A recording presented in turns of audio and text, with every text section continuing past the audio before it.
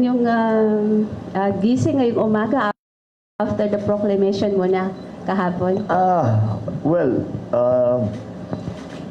wala, official na talaga eh. But we have not, hindi naman namin na mula nung May 9, May 10, nandito na kami. We were already trying to put together the government, the next administration. So, pero siyempre, very significant yung kahapon. At kahit pa paano, naiwan pa ako dun ng mga 3 oras eh, kasi nag-uusap na kami tungkol diyan. So, it's all very well commemorate. Of course, it's all very exciting to actually hear the proclamation of the Senate President and the Speaker for both myself and for our incoming Vice President, Sara Duterte. But we immediately went to work because there's a great deal to be done. So, yeah, nasa pawang kaagad yung whatever, if you want to call it celebration, commemoration, napunta ka agad sa trabaho. But that's natural because talagang in our view, ang daming gagawin. So we have to get it done. I really want to hit the ground running on the beginning of the term. I also would like to have a very clear understanding between all of the cabinet secretaries, and the legislature. Very clear understanding of what we're going to be trying to do, the timetable that we're giving ourselves to do it in, the deadlines that we have to put, so that we don't waste any time. So, yes, it was very exciting. It really brought home the fact that we won this election, and I will be president. But immediately it comes down, well, if you're going to be president, you better get to work. So, yun ang mga nangyari. At least po magsisink in na yan later on. Before proceeding po dun sa formal interview namin, gusto lang po namin i-congratulate kayo. Ayan, congratulations po. Thank you. And Mr. President, how would you like to be addressed po by our Filipino people? Para mas, yung name calling ba, kumbaga, at para mas madaling matandaan? I think, lilitaw na lang at lilitaw. I don't know. PBBM? Okay na yun? That will work. I was SBBM when I was in the Senate. So, yeah, I think that will work. Kilala na ako ngayon. Kilala na ako, especially in the pub because of the campaign, na BBM. So, maybe that's the logical way to go. So, PBBM na po. Ano na po, tuloy ko na lang. Begin with the economy. Yeah, yan. Ano po yung magiging first order of the day po ninyo since kayo na po ay proclaimed as the 17th President of the Republic of the Philippines? Well, the first priority is always going to be the economy. And that's why we have been very, very careful in choosing the economic team. It's still down to jobs, to the increasing prices of commodities, some relief for the business community. We have to streamline the operations of government, which immediately brings us to digital and IT and digital communication para maging mas maganda ang patakbo. And also it will be better for the Philippines for the simple reason that the rest, when we deal with other countries, everybody else is digitized. Tayo lang ang medyo naiwanan. So it will make quicker. Ganun ang negosyo ngayon eh. Ganun ang investment ngayon eh. Kailangan talaga digitize. So those are the immediate things because those are the things that I think we can immediately enforce. But, the things we spoke about during the campaign, hindi pang kampanya lang yan. We really need to do something about, we need to find help for our MSMEs. We really have to create once again the value chain for agriculture. Education needs a lot of. I'm so happy that Vice President Sara has decided to take on that job. It's not a small job. Sa education to increase, and of course the infrastructure development continues. So these are the things that we can immediately go on. That's why I'm using the time between now and the 1st of July to plan, to talk to everybody and say maging maliwanag ang plano para nakakaintindihan tayong lahat. Ito yung dapat natin gagawin. So I guess on the 1st of July we will have a cabinet meeting immediately. Just to, everybody knows naman yung mga kinukuha naman namin, magkakilala na yan, they've worked together before in their different areas. So, but the important thing is to be very clear amongst ourselves, in the cabinet, and with the public as well, that this is the directions that we are taking. This is how we plan to do it. We will engage with certain agencies, with the private sector, with citizens, NGOs even, to move the thing forward. So I think we've made a good start in the last since May 9, last 3 weeks, 2 weeks, 2.5 weeks. I think we've made a good start. There's still a long way to go, but I think we've made a good start already. The most important thing for me is to get the right people in the right place. Meron na po ba tayong economic teams na... Oh, I'm glad you asked that. I think it would be appropriate to say that I will be nominating our BSP President, Ben Diokno, for the position of Secretary of Finance. He has already agreed, nag-usap kami, and he has agreed. His place in the BSP will be taken by Philip Medalla, who is going to be who will take on his unexpired term, which lasts, and yung term talaga ng BSP President hanggang is, in this case, is until July. So at the very least, he will be there. I have asked Fred Pascual to head the DTI, and he has agreed. We talk about the economic team, and maybe normally we don't consider this department part of it, but it is going to be part of it. I am intending to nominate Manny Bunuan for Department of Public Works and Highways. He has spent almost his entire professional life in the DPWH. I know him very well, so I think he will do. I know he will do a good job. So those are the things that we have decided. I know the economic team is critical, and that is what people are looking to. I think we have found the best people for it, who are able to look forward and to anticipate what the conditions will be for the Philippines within the rest of the world in the coming years. Thank you, Ms. Santos. Mr. MJ. Sir, congratulations. First of all, Thank you. Yung management namin ay nagpapabot po ng pagbati sa inyo pong panalo.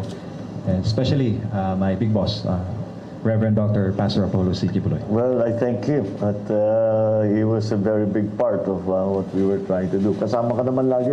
You are always with us. Sir, balikan ko lang po yung sa economy. May mga panawagan, sir, na i-postpone daw muna yung implementation Yung ng RCEP, and also, sir, dagdag ko mamaya yung oil excise tax. Yung? Oil excise tax, sir. Okay, let's do RCEP first. Sa aking pananaw, let's have another look at it, because the RCEP is a very fine thing. Ako talagang a great proponent, believer in trade. Hindi talaga tayo, walang yumaman na bansa na hindi maganda ang kanilang trade. Meron silang manufacturing, marami silang ine-export. They are very involved in trade. All the great economies in the past 200, 300 years, it really came down to trade. So that's something that we want to encourage, and what RCEP seeks to do. Now, the only stumbling block, the only possible stumbling block there is that it's all very well to trade if you are in a competitive position. And I do not know that our agricultural sector is sufficiently robust to take on the competition that the opening of the markets will cause RCEP. So let's have a look at it again and make sure na hindi naman malulugi ang ating agri-sector. Pagka renatify na natin yan, dapat handa na yung sistema natin na makipag-compete. Dahil kung hindi talaga makipag-compete, masasapawan sila. Mawawala yung ating mga local, and panay na lang ang import natin. And we don't want that. If we want to beef up the agricultural sector, we want to have sufficient food supply for the Philippines in case of any crisis. We should really learn our lessons from the pandemic, that wag natin pababayaan yan.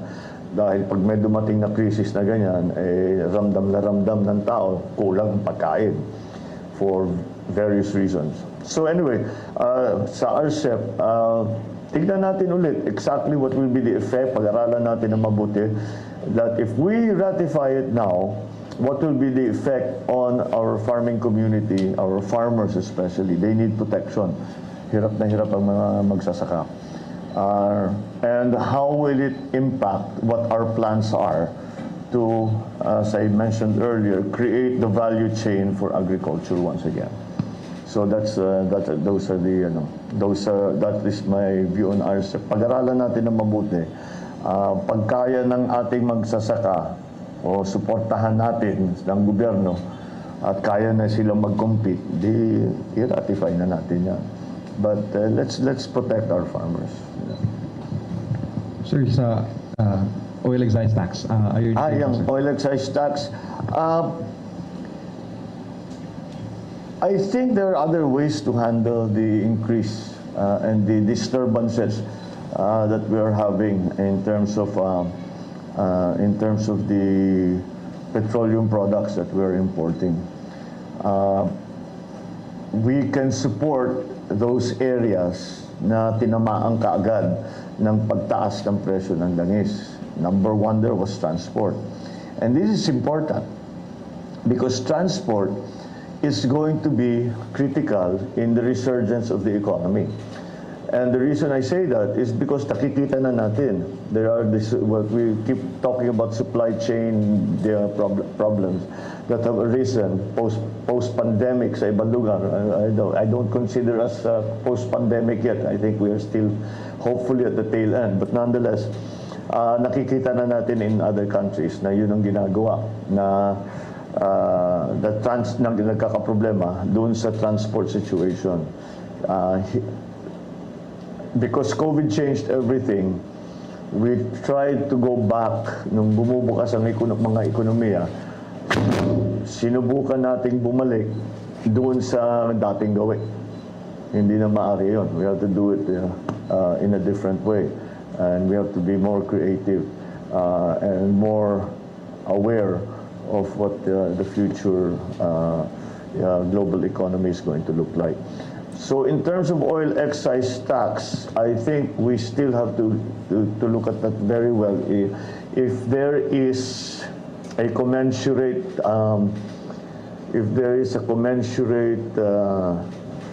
return to somehow deferring the collection of the excise tax, what will be siyempre, the government needs the money. Mahirap ang gobyerno sa pondo ngayon.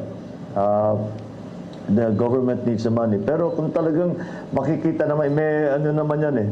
Pag sinabi mo, tanggalin natin yung excise tax o bawasan natin yung excise tax, ano yung magiging effect doon? Talaga bang worth it ba na mawala yung pondo o yung income ng gobyerno? Kasi mas magiging maganda naman ang effect sa ekonomiya and makabawi tayo. So we have to study that. It's still a cost-benefit analysis. It's not simple, but that's what we will have to do.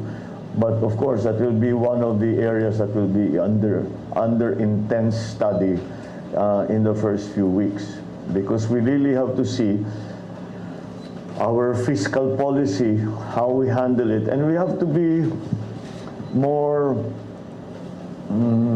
analytical in the way that we impose new taxes or withdraw old taxes or amend the tax structure to see that there will be, as I said, a commensurate advantage perhaps in another part of the economy. But kailangan meron naman talagang may balance naman. So, kasi pag nawala ka agad dyan, wala naman tayong pangbigay ng tupad, wala na tayong pangbigay ng ayuda, kailangan pa rin ng tao yan. But if the economy is ready, kahit kunin mo yan, may trabaho na, then perhaps we can think about it. Thank you, MJ. Mr. Martin. PBBM, sir. Yes. Good morning. Good morning. Our debt stands at 13 trillion right now. May pinropose po ang Department of Finance na fiscal consolidation plan that Correct. details measures for revenue generation para matugunan tong utang na to. It includes deferment of personal income tax reduction, limiting VAT exemptions, and excise tax. Where do you stand on these tax measures? I think that's an examination we really have to undertake. I mean, just for what I hear from legal practitioners, we have to codify our tax. Kasi yung tax natin, it has evolved over many administrations. And what I will try to apply is that there will be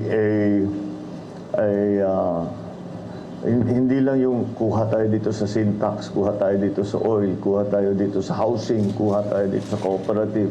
Hindi, kailangan talaga may plano tayo. So gagawin natin yung plano natin, and the fiscal policy is going to follow that. Now, in my discussions with our legislators yesterday, we are trying to create some fiscal space so that to reduce the load on ordinary citizens, and maybe move the load up, the tax load up, and there are also distribution of wealth implications to that, which are very, very important. It's one of the areas that I think we have to work on very, very hard. The distribution of wealth into sa Pilipinas has not been very equitable. And so that's something that the fiscal policy will hope to balance, achieve a better balance. So we must approach all of these things. The economy is a living thing, and you cannot just look at one area without trying to anticipate what the real effect will be for the entire economy and for. So we have to, the point I'm making is that we have to have an economic recovery plan, and the fiscal policy will follow that. What areas will we encourage? What comes out off the top of my mind is MSMEs kada. Bawasan na natin, or we give them a holiday, tax amnesty, tax holiday. We're studying that now, because that's the only way that I can see. We do microfinancing even in the private sector. We want them to come back because the 62% of our employees are in MSMEs. So the agriculture also, yung ating ayuda, the fertilizer that we buy, urea, is petroleum-based in terms of pricing, and it's imported. And it has gotten to such a severe situation that there are farmers now who just don't plant. Kasi if urea is at what? 2,000 pesos. Sabi niya, hindi naman kami kikita eh. So, huwag na lang. Di ba? We'll do something else. Mangingisda lang kami or we'll do something else. And that doesn't bode well for our plans for developing agriculture. So, whatever fiscal policy is going to be, whatever changes in fiscal policy that we are going to undertake, it will have to come, we have to examine it we have to think it through properly. So, yung mga pabigla-bigla na tinataas, binababa, hindi natin magagawa yun dahil kung gawin natin yan, it will, if there are too many moving parts, you cannot anticipate what will happen. And so, we have to be careful, and there are many variables. Move the variables one by one. Huwag mong sasabay-sabay kasi then you don't know what's happening. We just followed, I guess, the scientific method. So, my approach to the fiscal policy first is to codify it, to make it simpler, to make it more understandable. Number one. Secondly, is to reduce as much of the tax collections from those who are suffering from the pandemic, the effects of the pandemic. That means MSMEs, agricultural sector, transport, yung mga ganun. So, babawasan natin. Let's hope we can raise funds in another area and use it there. So, then again, very important to me is the distribution of wealth issue. So, that will also be part of the thinking that will obtain when we talk about fiscal policy. So it's difficult for me at this point. I'm trying to answer your question, but it's difficult for me to answer your question because I cannot talk about specifics because they will all be part of a larger economic plan. Of course, but the general principle that we will apply is to give opportunities to those that have suffered, maybe by lightening the tax liabilities that they are required to pay. But again, we have to see what the effect will be for the rest of the economy, for other sectors of the economy. So, yes, fiscal policy is going to, monetary policy is also, now that you mentioned monetary policy is also, I was just watching the news before I came here, marami na talaga ng tataas ng interest rate around the country. So, this is what we were talking with BSP President Ben Jokno, if we're going to raise interest rates, if our investment rating will change, kung bababa ba yan, or can we do something to keep it? But he seems optimistic, and to an extent, I share his optimism, and I think we can do it. But we have to be very, very, how do you say? We have to be very circumspect about making sudden changes, because as we've seen, all of these sudden changes have had some unintended consequences in other parts of the, hindi mo na maakalain, may pumuntok doon kasi dito may ginawa ka rito.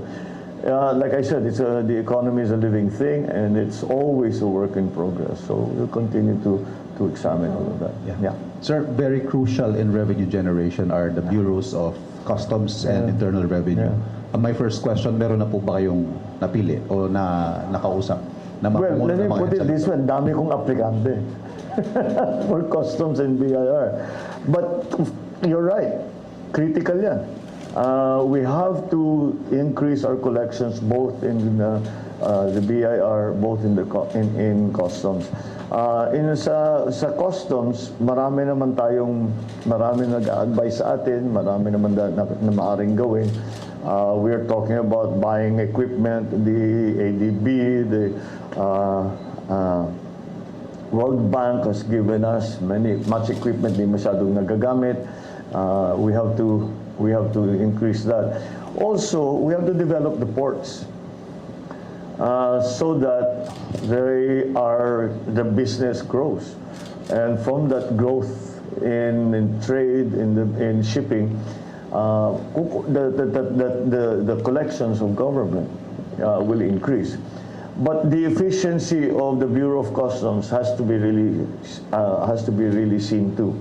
Hindi naman mangyayari yan na nag-iisa. And of course, we've all heard the horror stories about but structurally, we have to approach it in a new way and say that the main job of the Bureau of Customs is to increase their collection through ease of doing business, even just the documentation, and then of course all this new equipment that we can to be able to handle larger increases in volume. So that I think is how we are going to head when it comes to customs. And yes, I have had many applications to head the Bureau of Customs, but I'm sure we will find the right people. I have a fairly good idea of who has been able to show performance. And the BIR, ganun din. What we have to do is make more efficient the entire process. Number one, make it easier for people to understand what the tax structure is. Put people in there. Of course, hindi mo matatanggal pa sa usapan. Let's not pretend na pag pinag-usapan customs at saka BIR, ang daming corruption. I was gonna go there, sir, if I may. Meron ho ba kayong magiging specific marching orders the people you will appoint to these agencies with regard to allegations of corruption? Well, there's no place for there should not be any place for corruption. Unfortunately, naging in some areas naging endemic na talaga yung corruption. You will have to really dig deep. I hope we do not have to do what then Prime Minister Mahathir did, where he said, sige, mag 15-30 lang kayo kasi may tenure sila. Mag 15-30 lang kayo, huwag kayong papasok, paltang ko kayong lahat. I hope we don't have to go that far, but I'm willing to. This is too important. Otherwise, it just doesn't work. Corruption, kalimutan na lang natin yung nakaraan. Let's just do it. Huwag natin sasabihin natin, sige, that was not under my watch. Hindi ako namamahala nun. Ngayon ako na namamahala. So wala nang ganyan. At kung meron pang ganyan, habul-habulin talaga namin kayo. At hindi po pwede yan because we will not succeed. The government, the economy in the Philippines will simply not succeed if we cannot collect duties, tariffs, etc. Through the Bureau of Customs, and we do not have good collection on taxes, both at the national and at the local level. Hindi talaga obra. We cannot. The numbers don't don't match. So that's why it is very, very important, and we have to, at the very least, reduce the corrosive influence of corruption in government as a general rule. Ms. Eden, on appointments. Sa DICT po, PBBM, meron na po kayong napipisel kung sinong ilalagay nyo doon. Since sabi niyo po kanina, priority po ninyo yung digitalization. Yeah, I have already a person there, but we are still trying to put together the plan. Siguro within this week, pwede na namin. Kasi inaayos pa lang namin. Kailangan kasi para sa akin, bago pa tayo maliwanag na kung ano yung kailangan namin gawin. At paano gagawin, ano yung timetable. So yun ang nililiwanag ko pa naman sa ngayon. It really is at this stage, the ICT, it's technical. Ano ba yung kaya natin gawin? Where's the technology now? Who can help us with the technology? So we're trying to figure that out. Because yung digitalization affects every single agency in government, both national and local. And until we do it, yung efficiencies natin yun, corruption na naman ng maraming sources of abuse. And certainly, yung ease of doing business lang.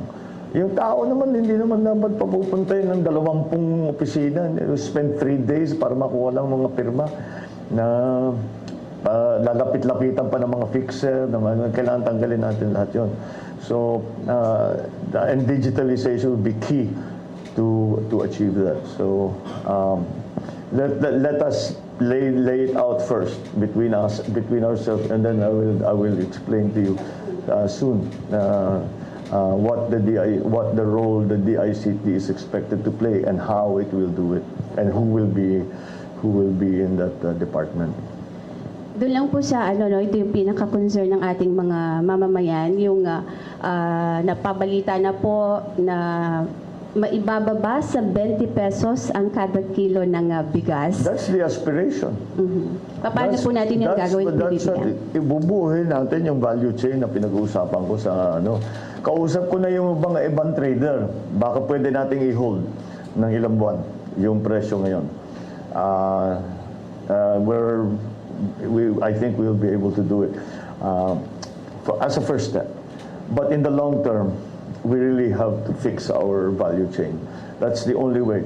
Ngayon, ang nagiging problema, one of the problems that is popping up in agriculture, yung edad ng ating mga magsasaka. I'm sure you've all seen the statistics, it's 56, 57, whatever. But that's not the good number, that's too high a number. And unfortunately, ang mga farmer mismo nagsasabi sa kanilang mga anak, huwag kang mag-farming, ang hirap ng buhay na ito. Mag-aral na lang kayo, magtrabaho kayo sa opisina. Kaya kami naghihirap dito para hindi nyo na kailangan gawin ito. And that's why young people are not coming into agriculture. Now, how do we change that? We must employ new technologies. It has to be industrial farming. It has to be, ang dami naman bago. Especially with the advent of global warming. Nakita niyo ba itong taon na ito? Naintindihan niyo ba yung weather? Kung kailan yung tag-araw, kailan yung tag-ulan. Sinasabi ng pag-asa sa atin, tag-araw ngayon, pero panay naman ang ulan. Sinasabi nila, tag-ulan na, hindi naman umuulan. So, talagang masyado nang magulo. That's why we need high-tech solutions. And that will bring younger people in. Because we're not talking anymore about traditional farming only. Of course, you will still have to put seeds into the ground. But marami ng bagong technologies that are developed by younger people. And so they can get involved in agriculture again. Like I said, COVID changed everything. We cannot depend on the old system. We cannot depend on on business as usual. That would be a disaster. The pre-pandemic world is never coming back. That is a hard truth that we all have to accept. And what's coming is something that we don't quite know yet, but it's beginning to show what that will be. So in terms of agriculture, we have to move with the times, and we have to be very open to new strategies, new technologies, new techniques, not only in the actual technical part of agriculture, but also in the organization of our agricultural community and our agricultural sector. So, yeah, that's something that we have to deal with. So the aspiration is 20 pesos. I don't know. I think if we work very hard at it, baka maabot natin yun. When? Oh boy, pag nabuo yung ating tinatawag na value chain, we have to do research and development. Marami naman tayong magaling eh. We have to do research and development, find the new varieties, find the new techniques. With the price of fertilizer getting so high, anong mga alternatives natin, organic, etc. And how do we mass produce that? And then we have to bring all these new technologies to the farmer. And we have to teach them what is new, how to best take advantage of all of the things that we have discovered. We have to find new ways of production. And agriculture naman, pinag-uusapan, hindi lang bigas yan eh. Hindi lang crops yan eh. Fisheries yan at saka livestock. So lahat yan kailangan natin tignan. And with in mind, you should always keep in mind, there must be sufficient food supply.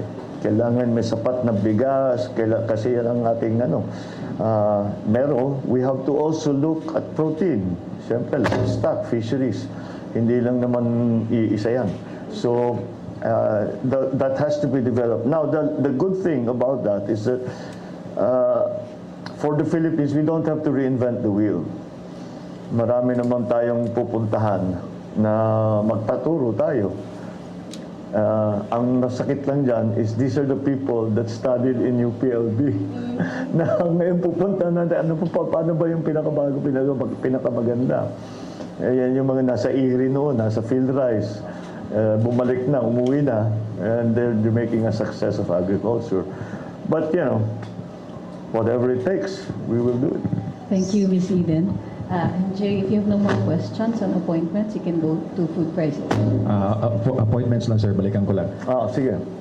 Magkakaroon ba ng special assistant to the president na position? And who will it might be? Well, that actually is an existing position already. Special assistant, yes. Well, I suppose we can already, we've asked Congressman Anton Lagdameo to fill that position. Yeah, because it's very sensitive and very important in the sense that we have we've known each other since he was a child. Hindi na ako child noon, pero since he was young. So he knows me very well. He has been with us, working with me for past 10 years, mga ganon. So in terms of the working relationship, and then,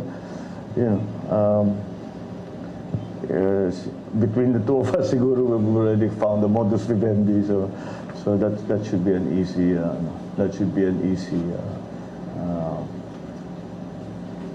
easy position for him to pick up on.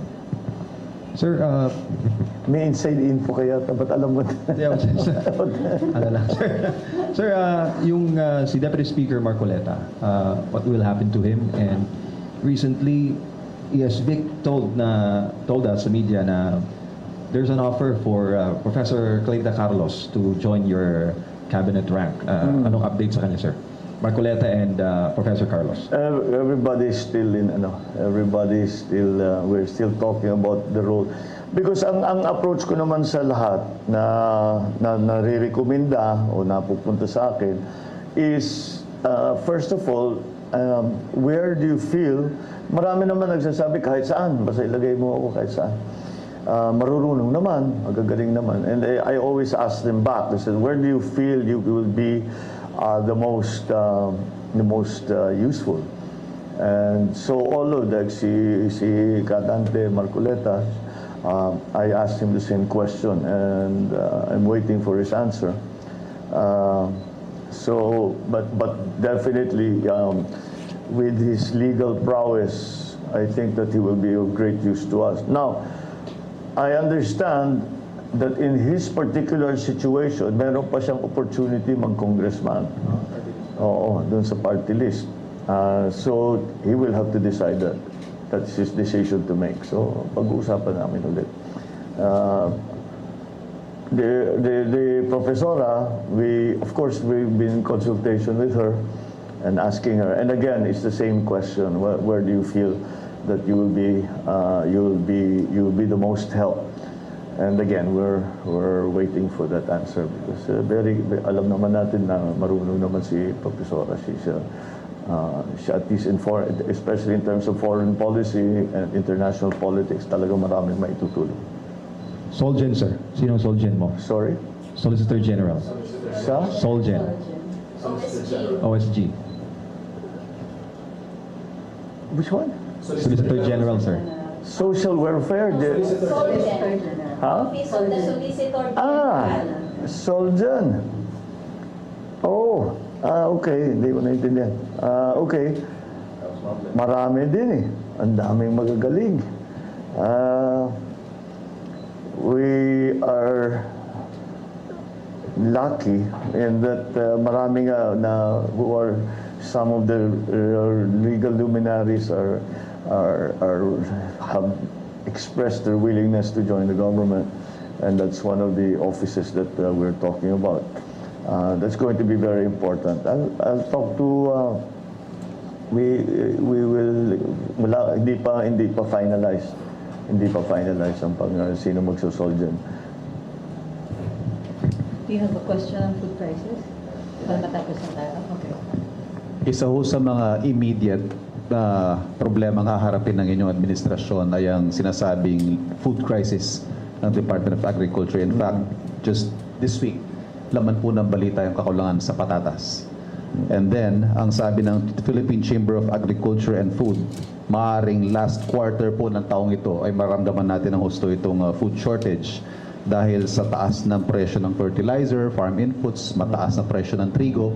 Ano ho ang inyong mga concrete plans para masiguro ang sapat at abot kayang pagkain sa lahat ng Pilipino? We have to just increase production, and baka mapilitan pa rin tayo mag-import. The importation was forced on us because our production, the problem is that the production was not sufficient. Since the production was not sufficient, to keep the prices down to an affordable level, we have to import. And nasa crisis tayo, we're in an emergency situation. So we may have to continue to do that. But in my view, not only for import substitution, I think we really have to help the agricultural sector. In the immediate future, yung mga inputs, kailangan nating tignan what can the government do to support the inputs. The biggest component now is urea. And again, exactly as you mentioned it, 2,000 pesos, hindi nila kaya talaga. So maybe there is a way that we can come to an agreement with some other countries, not to buy in bulk or to somehow defer payment, all of these things that we will have to do because it's a crisis. So we have to bring down the price of inputs if we are going to increase production. But we cannot just look at, again, business as usual. We have to really find new ways of growing food. We have to find new ways of for the livestock. We have to find new ways of fisheries, both coastal and inland. There are many opportunities there. So I think that's something that we must pursue. But again, as I told you, in the immediate future, we have to support the farmers, and the problems with the inputs now we cannot change immediately. But immediately, what we can do, as I said, is to find sourcing of the inputs that again we will have to import. I mean, it hurts to say it. It hurts to think it, but we are in an emergency. Napabayaan talagang agri. May pondo po ba tayo para sa pag-aangkat? Sa Pag-aangkat. I think we'll be able to do it. Hindi naging maliit na bagay yung gera sa Ukraine. Because doon tayo, hindi yung wheat na sinasabi, hindi yung problema yung para sa tinapay, yung wheat sa feeds. Yun ang nagiging problema natin. So these are events that are completely beyond our control. So we have to find other ways. So can we import somewhere else? Can we make an arrangement somewhere else? Like we did with oil in the 70s. Na kinausap natin yung mga oil producers. And sinabi natin, bigyan nyo naman kami ng magandang option. And we will have to do that in the meantime for the agricultural inputs. Pero kailangan talagang paspasan lahat yung mga research and development, lahat ng yung sistema ng pautang. I think that's one of the areas that we really want to look at. Unfortunately, Land Bank has converted itself not into an agricultural bank anymore. It really operates as a commercial bank. So maybe we can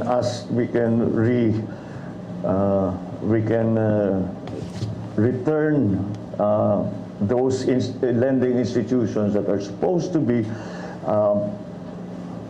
supportive of the agricultural industry, supportive of farmers, back to its original brief na kung saan nga napunta. We have to return many of the functions of agencies in government to what they are supposed to be, but they have turned into something else. Like NFA was never formed to import, quite the contrary. NFA was formed to stabilize prices, and sana ibalik natin dun. But again, I don't want to sugarcoat the problem. The problem is serious.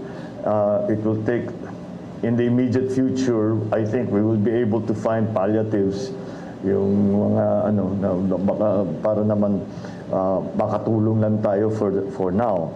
But those cannot be the solutions, the long-term solutions. We have to find long-term solutions. And there's nothing more. We have to go back to I know I keep saying the phrase, but that really is where we're headed, is the value chain of agriculture. From the very beginning of it, to production, to processing, to mechanization, to credit, all the way to retail. We have the basic elements in place.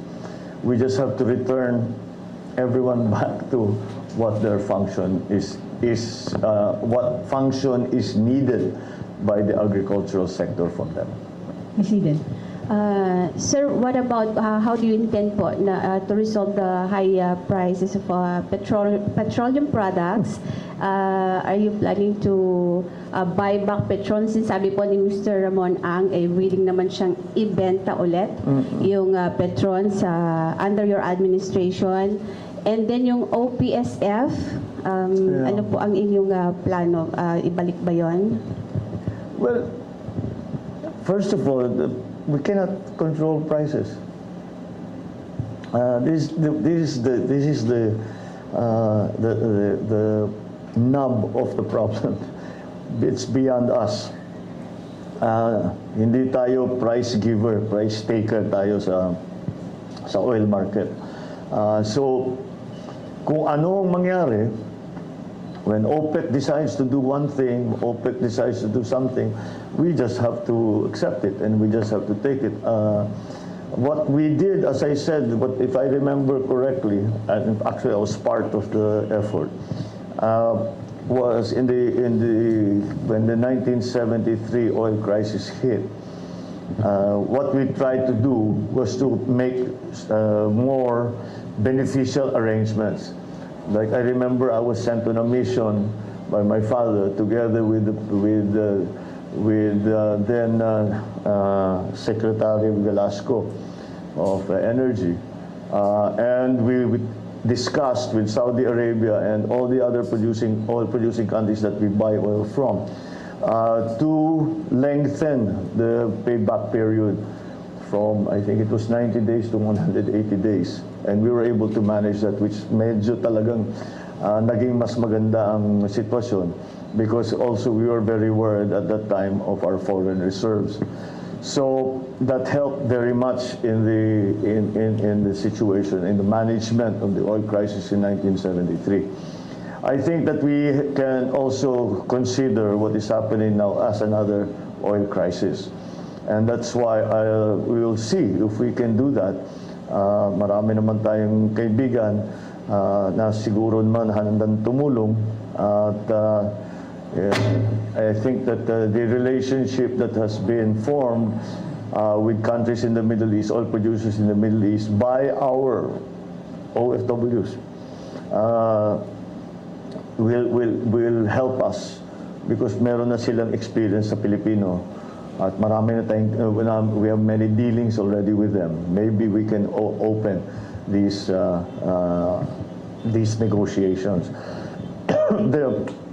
And on the ground here, again, I was at the very beginning even before Ukraine, we were watching the oil and gas prices just going up and up and up and up. And I proposed, I said, why do we not subsidize the importation of all energy products? And we did the numbers, and the truth of the matter is we cannot afford it. We cannot do that. So we have to choose the sectors. I've mentioned transport before. Is one because it's the first hit, but of course, pag pinag-uusapan na si presyo ng langis ay naapektuhan lahat. But I think we will just have to choose the areas that we can support, that we can afford to support, because of course we'd like to support all of them, but as I said, we cannot afford it. So we will have to find different ways, a more focused approach.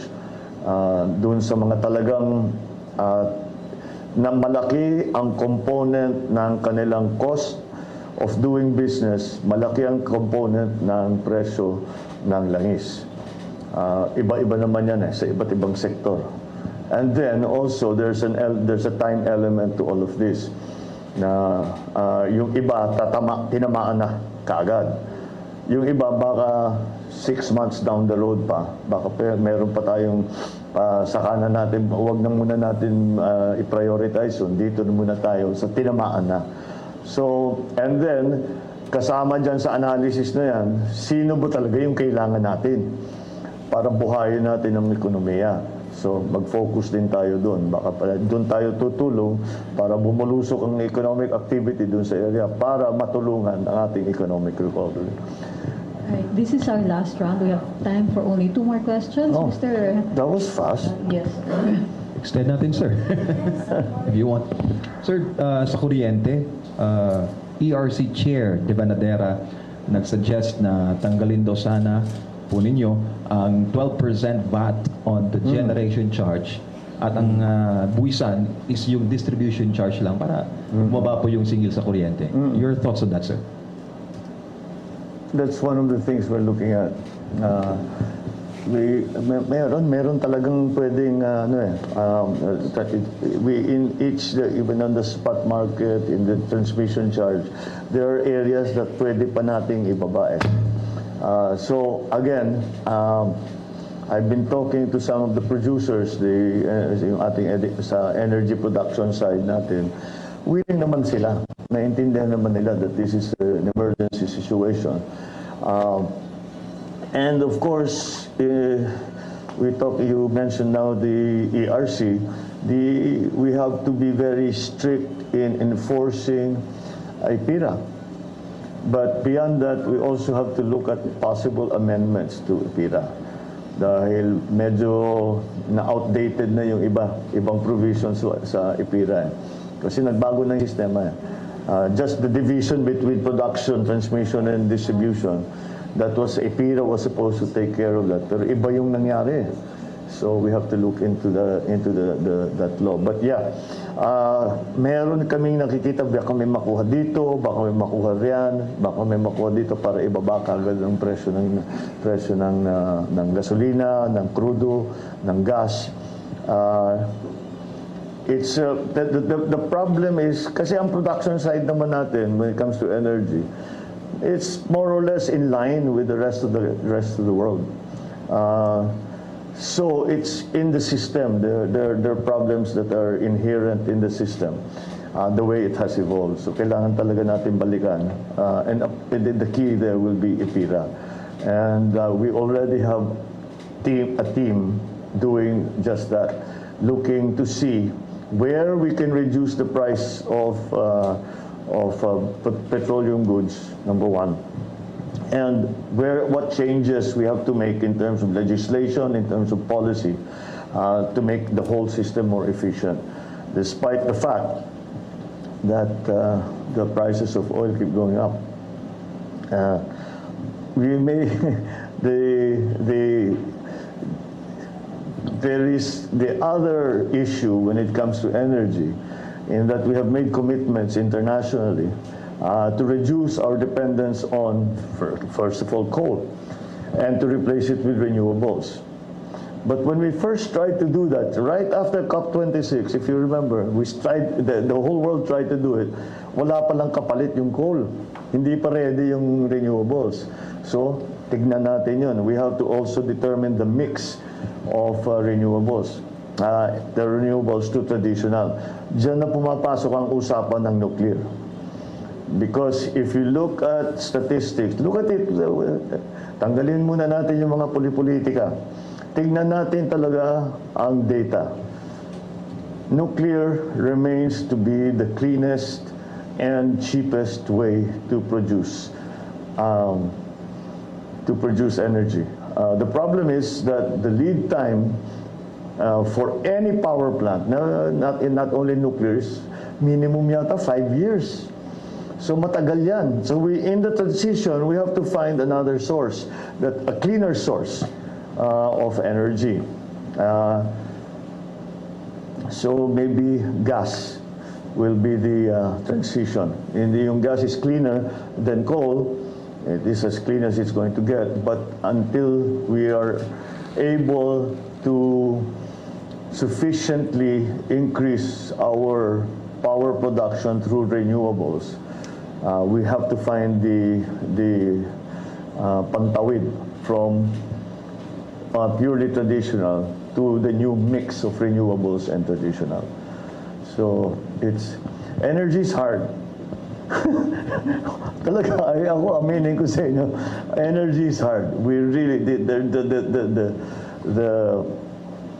the world situation, the local situation, the way that we have evolved our systems, it can be quite complicated. So we have to really come up with some good strategies there. But in general, we have begun to see areas where that may potential na dyan tayo kukuha, may baba natin ang presyo ng singil sa kuryente.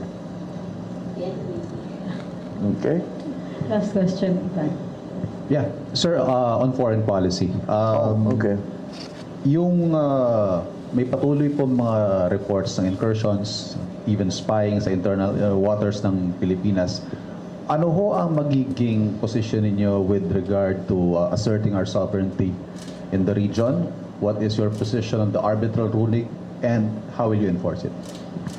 Well, in terms of sovereignty, there is no wiggle room there. Our sovereignty is sacred. We will not compromise it in any way. We are a sovereign nation with a functioning government, so that we do not need to be told by anyone how to run our own country. So that's essentially sovereignty, self-determined in the Philippines. So again, there is no room for negotiation there. It is sacred and inviolable. So that is my approach to Philippine sovereignty. I have already said this before. Considering in the West Philippine Sea that there have been these conflicts, we will not allow a single square, and even make it smaller, a single square millimeter of our maritime, coastal, and up to we are 200 kilometers rights to be trampled upon. And how do we do this? We strengthen our. Well, we are talking when let's not traipse around it. We're talking about China. And how do we do that? We talk to China consistently with a firm voice. And we say that hindi naman natin pwedeng girahin. At ang gusto ba natin gawin yun? Manggigera pa tayo ngayon. Papasok pa tayo sa gera. That's the last thing we need right now. So we have to continue to discuss with them the conflicting claims that we have with China and that China has with other members of ASEAN. And I think ASEAN is still going to be a very critical part of that discussion, of that. But nonetheless, we also have to continue to pursue bilateral contact and communication with China. In fact, this is what I mentioned when I spoke to President Xi. When he called me to congratulate me on winning the election. I immediately went and I said that we have to continue to talk about this. We cannot be allowed to. This cannot be allowed to fester and to become more severe in terms of a problem between our two countries. So that's why in foreign policy, the Americans now, of course, have a very strong global interest, strategic interest in the region with the rise of China and their view that the West Philippine Sea is a critical part of the trade routes, which it is, and that's why it's so important. Trade routes for shipping in the region. So we are a small player amongst very large giants in terms of geopolitics. So we have to ply our own way. I've said it before, I'll say it again. I do not subscribe to the old thinking of the Cold War, where we had the spheres of influence, where you were under the Soviet Union or you were under the United States. I think that we have to just find an independent foreign policy where we are friends with everyone. It's the only way. The closest part of China to my province, Ilocos Norte, is 600 kilometers away. We have to be good neighbors, and we ask them to be good neighbors to us as well. It was of mutual benefit to our countries. Now, the role that the United States is going to play, well, we define that role very simply. It comes from our traditional relationship with the United States, which has been very strong and very advantageous to both of us, both the United States and the Philippines, over the past 100 or so years. So that's how we define that. So we must maintain that balance. I think we are not. I don't think we are the only country that's having to do that. And again, the partnerships that we make within the region, ASEANs primarily, are going to be of critical importance when it comes to that. So we have to make those. As I told the ambassadors when they came, not only economically but geopolitically, as we emerge from the pandemic and the crisis that it brought, we have to form alliances and partnerships, because no country can do this, can recover or can change foreign policy on their own. Can change the geopolitical situation on their own. And that's why we have to forge partnerships. And those are the partnerships that will keep things stable. And that's my belief and that's my approach. Last na lang po yung arbitral ruling. Patuloy po ba natin ito igigit? Ay, hindi na natin. Nasa atin na yung arbitral ruling. So we will, of course, we have a very important ruling in our favor, and we will use it to continue to assert our territorial rights. It's not a claim; it is already our territorial right, and that is what the arbitral ruling can do to help us. Ma'am? We have Last. 10 minutes. Okay. Sir, may request kasi ang ating mga kababayan nanonood. Meron daw po ba kayong mensahe sa kay President Duterte na inyo pong papalitan sa pwesto, sir? Well, yung mga pinapag-usapan namin, bago pa ng-eleksyon, ay sinasabi niya, basta itong mga bagay na ito, ituloy mo. Please, that is the request that sabi niya, it's so important to him. And it's still, siyempre, yung kanyang priority has always been anti-drug problem. And of course, you have to... Sir, sorry, when did this meeting take place, if I may? Before the election? There were several, actually. It's not just a single... And this happened when you were already the front runner in the surveys, tama po ba? Not the first few. Wala pa ba? So more than once po? Yeah, pinuntahan ko siya. Sabi ko, how do you want to do this? Ako na lang ang natirang kandidato sa administration side. Pwede pa tayo magtulungan, ganun, the PDP, etc. Anyway, that was, but ang kanya, sinasabi niya, the one thing that he was very assertive about was that ituloy mo yung anti-drug syndicate na sinimulan ko. Do it your own way. He really said that. Do it your own way. Palitan mo, gawin mo yung gusto, pero wag mong iiwanan yan dahil kawawa ang kabataan natin. Talagang nasisira ang mga buhay nila. So that, I fully appreciate what he said. And of course, the drug problem in the country continues to be a problem. And so we must continue to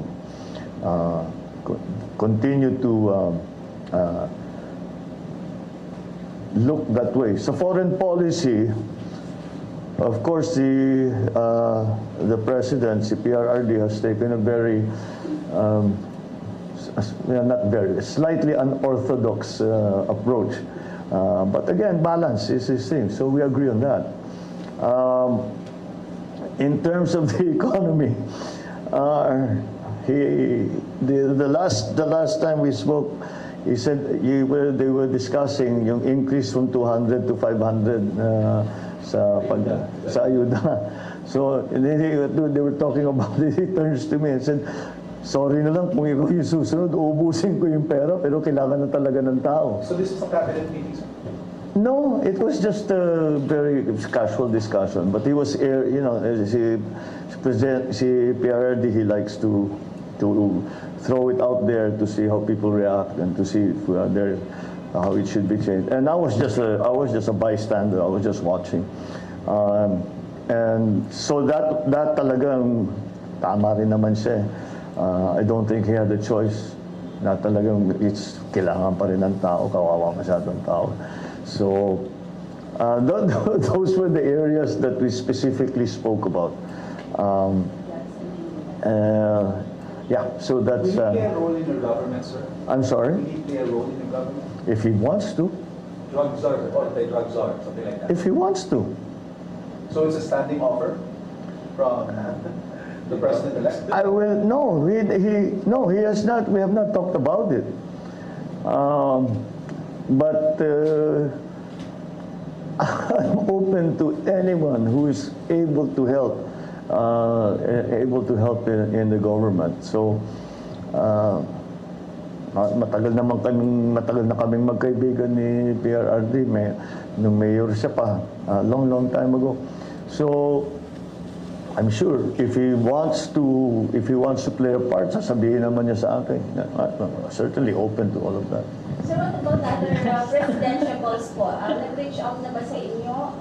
Open ba yung inyong administration sa mga nakilaban ninyo na mabigyan ng posisyon? Kung confident naman po sila? Marami na.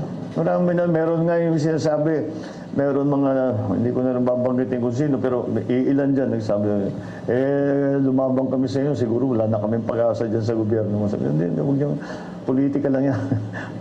Trabaho na tayo. Okay lang yun. For me, that's part of it. And that's finished. The people have spoken. The decision has been made. So let's work on that basis. And again, ang aking criterion talaga sa kukunin namin, kung sino yung marunong, sino yung magaling doon sa area na yun, at handang tumulong. What else do you need? Yan, di ba?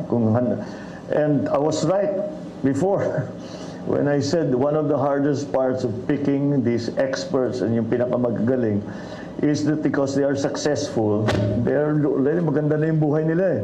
Sasabihin, pumasok ka sa politika, ang gulo-gulo ng politika. But ang dami talagang willing dahil Pilipino sila eh. Nagmamahal sila sa Pilipinas. Maraming salamat din. Thank you. Ms. Eden, MJ, Ivan, maraming Thank you. salamat Thank you, po. PBBM. Thank you. Maraming Thank you, salamat. Secretary Trisky. Ano yan? Ano yan? Alisoto po, Miss Alisoto, our anchor. And syempre, I myself, birthday ko yesterday.